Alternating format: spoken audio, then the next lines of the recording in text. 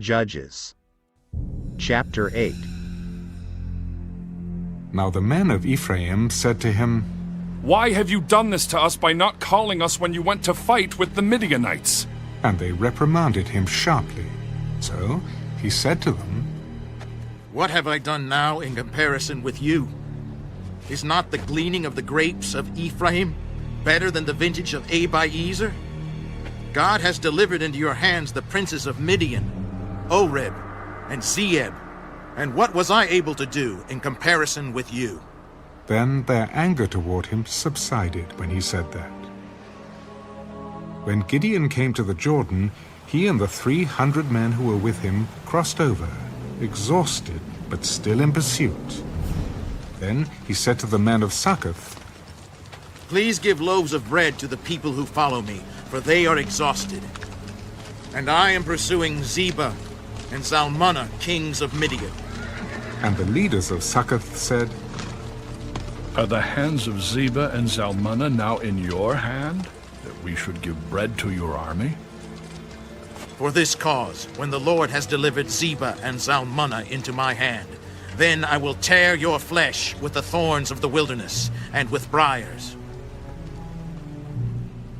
Then he went up from there to Penuel, and spoke to them in the same way. And the men of Penuel answered him as the men of Succoth had answered. So he also spoke to the men of Penuel. "When I come back in peace, I will tear down this tower."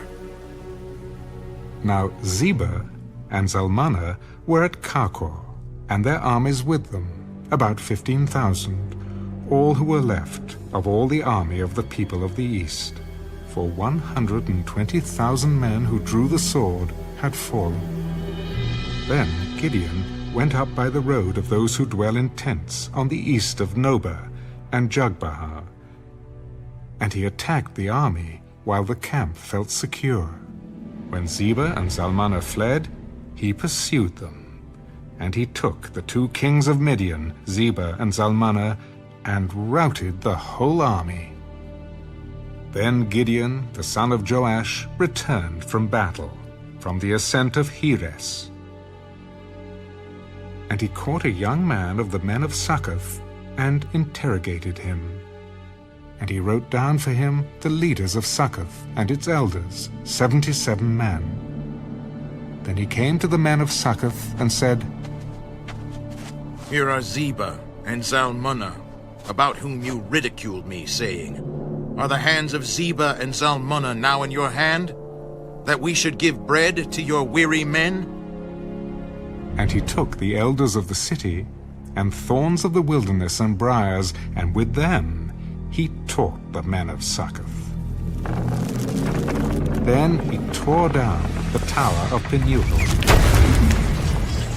and killed the men of the city.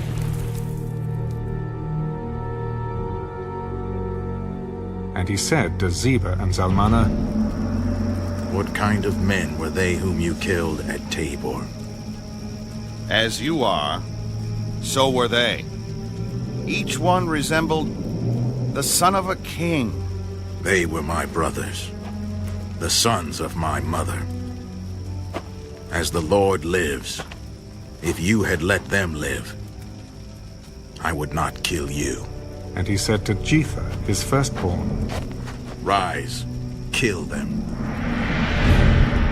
But the youth would not draw his sword, for he was afraid, because he was still a youth. So Zebah and Zalmunna said, Rise yourself and kill us. For as a man is, so is his strength.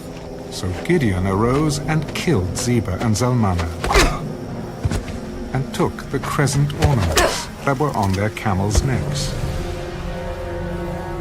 Then the men of Israel said to Gideon, Rule over us, both you and your son, and your grandson also, for you have delivered us from the hand of Midian. I will not rule over you, nor shall my son rule over you. The Lord shall rule over you.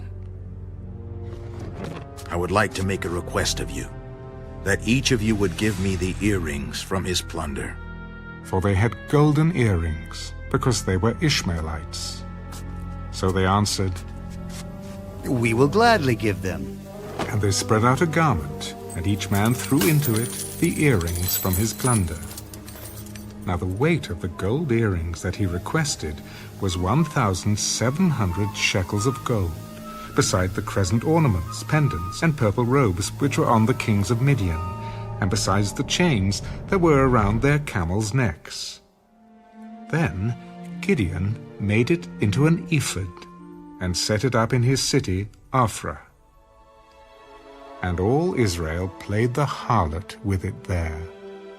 It became a snare to Gideon and to his house. Thus Midian was subdued before the children of Israel, so that they lifted their heads no more. And the country was quiet for 40 years in the days of Gideon. Then Jerubbaal, the son of Joash, went and dwelt in his own house. Gideon had 70 sons, who were his own offspring, for he had many wives. And his concubine, who was in Shechem, also bore him a son, whose name he called Abimelech. Now Gideon, the son of Joash, died at a good old age, and was buried in the tomb of Joash his father, in Ophrah of the Abiezrites. So it was, as soon as Gideon was dead, that the children of Israel again played the harlot with the Baals, and made Baal-berith their god. Thus the children of Israel did not remember the Lord their God, who had delivered them from the hands of all their enemies on every side. Nor did they show kindness to the house of Jerubbaal, Gideon, in accordance with the good he had done for Israel.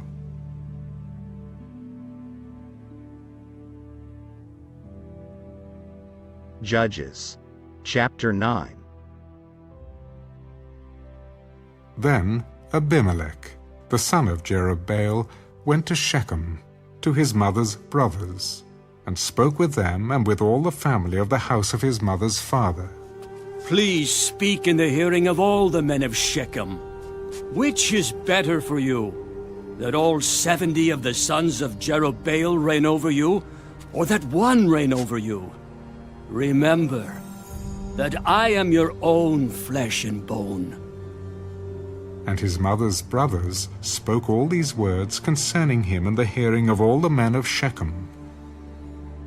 And their heart was inclined to follow Abimelech, for they said, "He is our brother."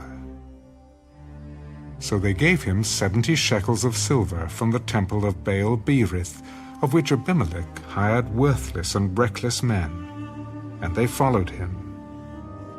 Then he went to his father's house at Ophrah, and killed his brothers, the 70 sons of Jerubbaal, on one stone.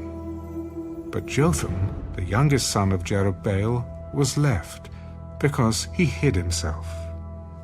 And all the men of Shechem gathered together, all of Beth Millo, and they went and made Abimelech king, beside the terebinth tree at the pillar that was in Shechem. Now, when they told Jotham, he went and stood on top of Mount Gerizim, and lifted his voice and cried out, Listen to me, you men of Shechem, that God may listen to you. The trees once went forth to anoint a king over them. And they said to the olive tree, Reign over us. But the olive tree said to them, Should I cease giving my oil, with which they honor God and men, and go to sway over trees? Then the tree said to the fig tree, You come and reign over us. But the fig tree said to them, Should I cease my sweetness and my good fruit, and go to sway over trees?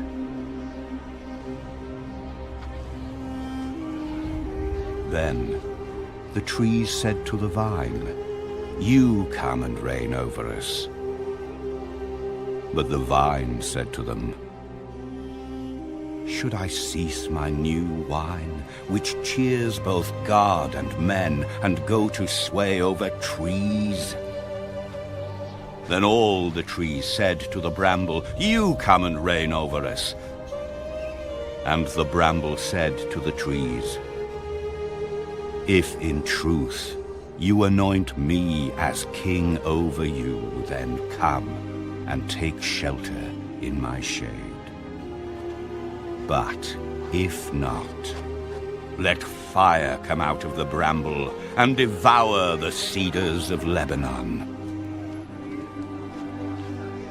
Now therefore, if you have acted in truth and sincerity in making Abimelech king, and if you have dealt well with Jerubbaal and his house, and have done to him as he deserves, for my father fought for you, risked his life, and delivered you out of the hand of Midian.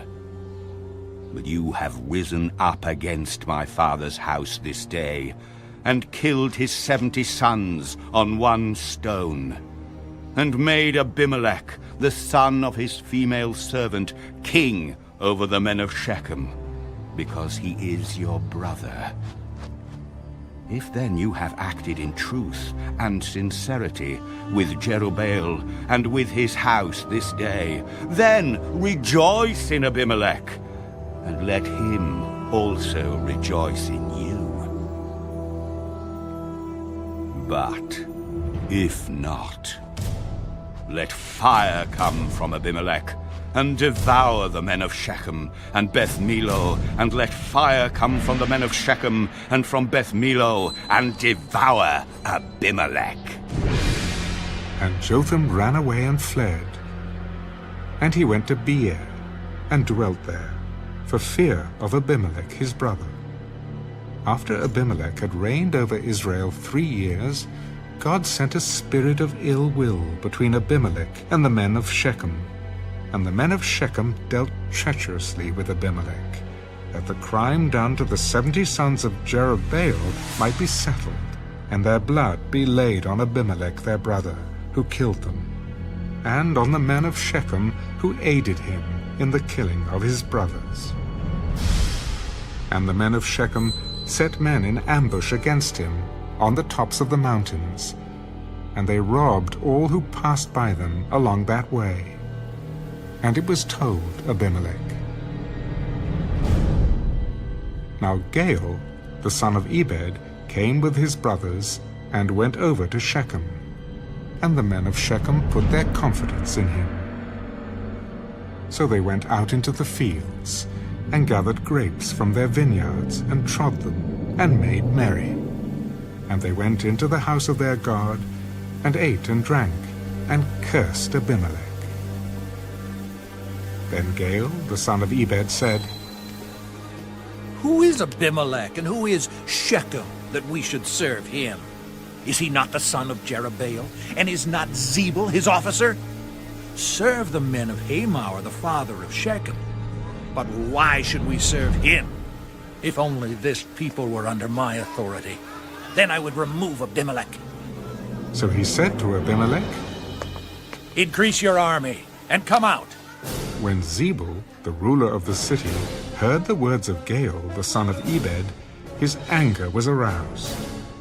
And he sent messengers to Abimelech secretly. Take note, Gaal, the son of Ebed, and his brothers have come to Shechem, and here they are, fortifying the city against you. Now therefore, get up by night, you and the people who are with you, and lie in wait in the field. And it shall be, as soon as the sun is up in the morning, that you shall rise early and rush upon the city. And when he and the people who are with him come out against you, you may then do to them as you find opportunity. So Abimelech and all the people who were with him rose by night and lay in wait against Shechem in 4 companies. When Gaal, the son of Ebed, went out and stood in the entrance to the city gate, Abimelech and the people who were with him rose from lying in wait. And when Gael saw the people, he said to Zebul, Look! People are coming down from the tops of the mountains. You see the shadows of the mountains as if they were men. See! People are coming down from the center of the land. And another company is coming from the diviner's terebinth tree. Where indeed is your mouth now, with which you said, Who is Abimelech that we should serve him? Are not these the people whom you despised? Go out, if you will, and fight with them now. So Gael went out, leading the men of Shechem, and fought with Abimelech. And Abimelech chased him, and he fled from him. And many fell wounded to the very entrance of the gate. Then Abimelech dwelt at Arunah, and Zebul drove out Gael and his brothers, so that they would not dwell in Shechem.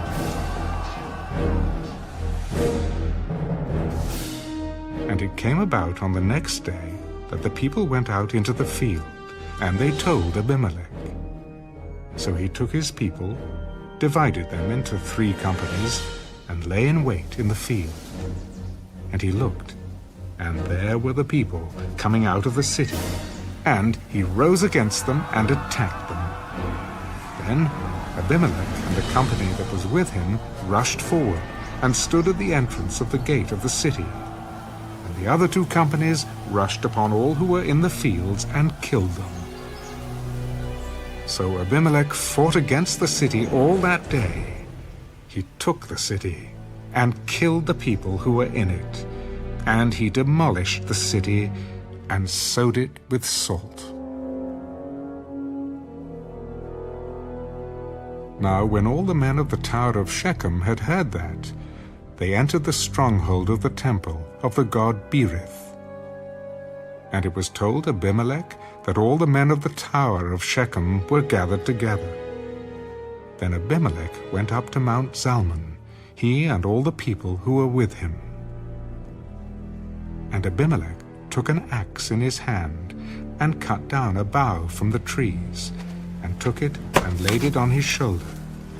Then he said to the people who were with him, What you have seen me do, make haste, and do as I have done. So each of the people likewise cut down his own bough, and followed Abimelech, put them against the stronghold, and set the stronghold on fire above them, so that all the people of the tower of Shechem died, about 1,000 men and women. Then Abimelech went to Thebez, and he encamped against Thebez, and took it. But there was a strong tower in the city, and all the men and women, all the people of the city, fled there, and shut themselves in. Then they went up to the top of the tower. So Abimelech came as far as the tower, and fought against it. And he drew near the door of the tower to burn it with fire. But a certain woman dropped an upper millstone on Abimelech's head, and crushed his skull. Oh! Then he called quickly to the young man, his armor-bearer. Oh, draw your sword and kill me, lest men say of me, a woman killed him. Oh. So his young man thrust him through, and he died. Ah! And when the men of Israel saw that Abimelech was dead, they departed, every man to his place. Thus God repaid the wickedness of Abimelech, which he had done to his father by killing his 70 brothers. And all the evil of the men of Shechem God returned on their own heads, and on them came the curse of Jotham, the son of Jerubbaal.